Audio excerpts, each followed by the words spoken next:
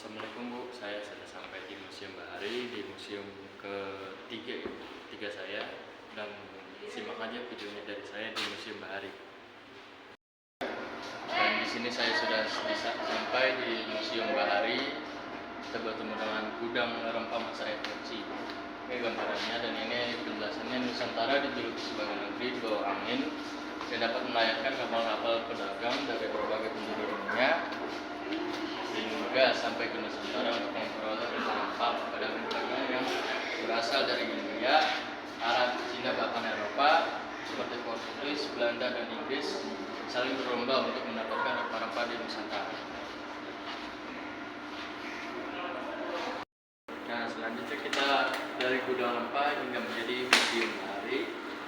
Untuk di sini ada 3 foto. Yang pertama bangunan fasad Museum Bahari di tahun 1900-an sampai 1940-an, dan yang kedua ini peresmian Museum Bahari oleh Gubernur Ali Sadikin tanggal 7 bulan Juli tahun 1977, dan yang terakhir pembangunan Museum Bahari di tahun 1920.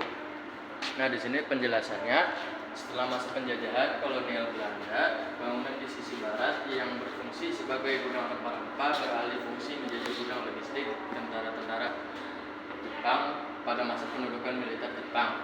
Kemudian pasca kemerdekaan Indonesia, pembangunan bekas gudang rempah FVOC dan gudang logistik tentara Jepang ini berubah fungsi kembali menjadi gudang milik PTT dan PLN. Pada tahun 1976, bangunan gudang tersebut dibubar dan dipersiapkan sebagai tempat Museum Bahari. Barulah pada tanggal 7 bulan Juli tahun 1977, bangunan bekas gudang-gudang bersejarah ini diresmikan menjadi bangunan Museum Bahari oleh Gubernur DKI Jakarta saat itu, yaitu Bapak Ali Sadikin. Yang selanjutnya ini ada arsitektural bangunan Museum Bahari. Di sini ada 6 foto. Yang pertama bagian depan bangunan Museum Bahari, dan yang kedua bagian depan Museum Bahari. Yang ketiga jembatan Museum Bahari penghubung antara gedung A dan gedung C. Yang ketiga bangunan gedung A, B, dan C Museum Bahari. Yang keempat bagian belakang. Yang terakhir bagian tengah. Dan sini penjelasannya, bangunan Museum Bahari memiliki gaya khas Eropa atau bahasa Inggrisnya English Arab style. Bangunan megah yang dibangun oleh FOC ini dipersiapkan dengan matang. Para arsitek kolonial Belanda merancang agar bangunan bertahan lama dengan kondisi atau cuaca tropis di Indonesia. Material ini digunakan dan dipilih dengan kualitas terbaik seperti penyaga langit-langit dan yang terbuat dari kayu urin atau yang disebut kayu besi, berukuran besar agar tidak mudah keropos dan rapuh. Museum Bahari ini juga memiliki atap pelana yang dicocokkan dengan kondisi iklim yang ada di Indonesia.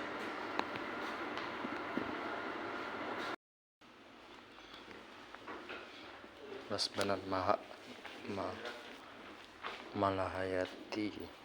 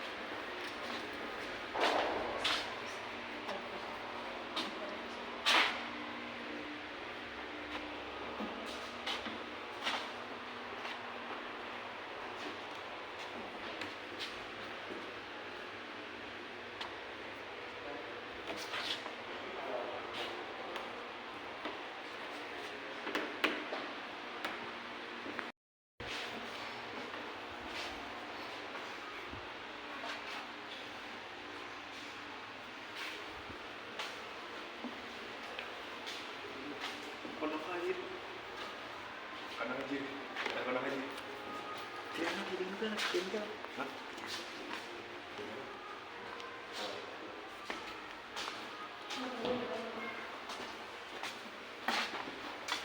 Sini ada evolusi kartografi di Pulau Jawa. Nah,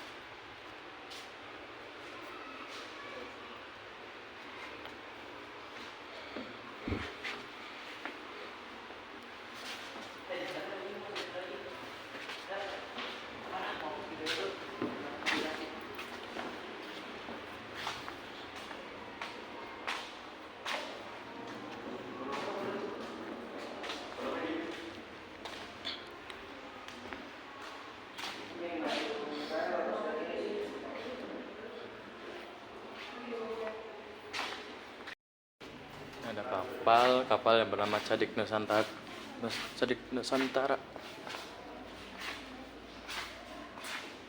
Ada kayak concong. Jayapura 02.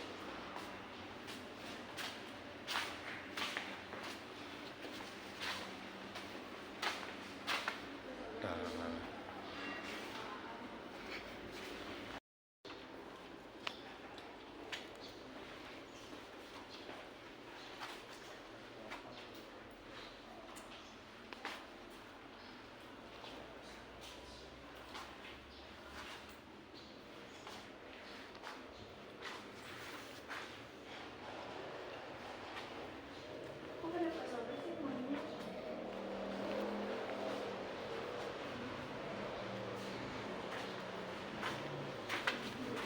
Pelabuhan Sunda Kelapa dan Tanjung Priok masa kini.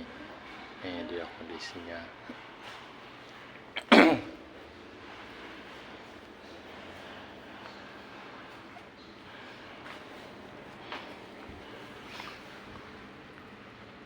Kerinting satu.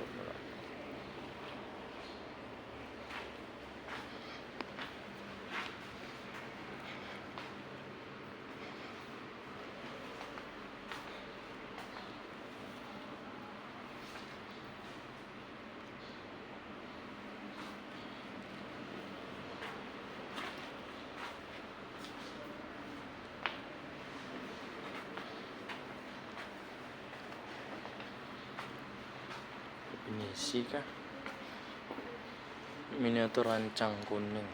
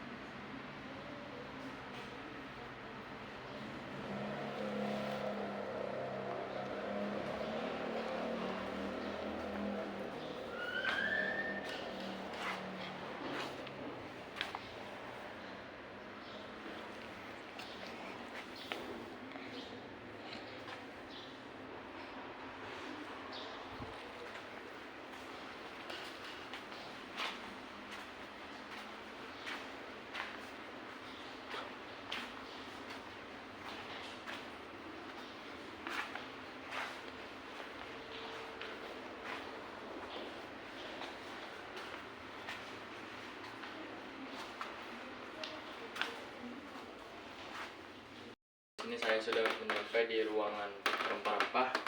Sini ada penjelasannya tentang radaf, vanili dan jahe. Oke, di sini juga ada kemiri, pala, dan cengkeh. Oke, di sini ada jenis rempah-rempahnya ya. Yang pertama di sini saya bertemu dengan lada putih. Terus di sini ada cabai Jawa. Saya juga baru tahu ini, baru lihat. Dan di sini juga ada kayu ulet kayak kayu modelannya. Dan di sini ada lada hitam dan di sini juga ada kapulaga ya. Oke, di sini juga ada kunyit, kayu manis, sama mahoni. Ini saya baru lihat ini mahoni. Biji pada buah-buahan mahoni diklasifikasikan kesehatan ekonomis. Oke. Dan di sini juga ada jinten. Di sini ada kedawung. Dan di sini juga ada apa ya? Cengkeh dan pala. Di sini ada lengkuas, saya sudah tahu. Dan di sini mungkin sama modelnya kayak ini ya. Jinten yang hitam mungkin. Dan di sini saya baru lihat nih yang namanya adas nih. Soalnya di pasar-pasar jarang kelihatan nih yang namanya adas. Dan di sini kembang lawang juga baru saya pernah lihat modelnya seperti ini, dan kepala saya sudah pernah lihat waktu itu, dan jahe dan ketumbar. Dan di sini ada penjelasannya, saya jelasin sedikit saja. Yang pertama, rempah merupakan komoditas mewah, mempunyai beragam fungsi, mulai dari keperluan ritual, pengharum, cita rasa, dan pengawet, maupun obat atau herbal, dan lain-lain. Harganya juga sangat mahal karena telah menciptakan beragam strategi antar bangsa di dunia untuk menguasainya.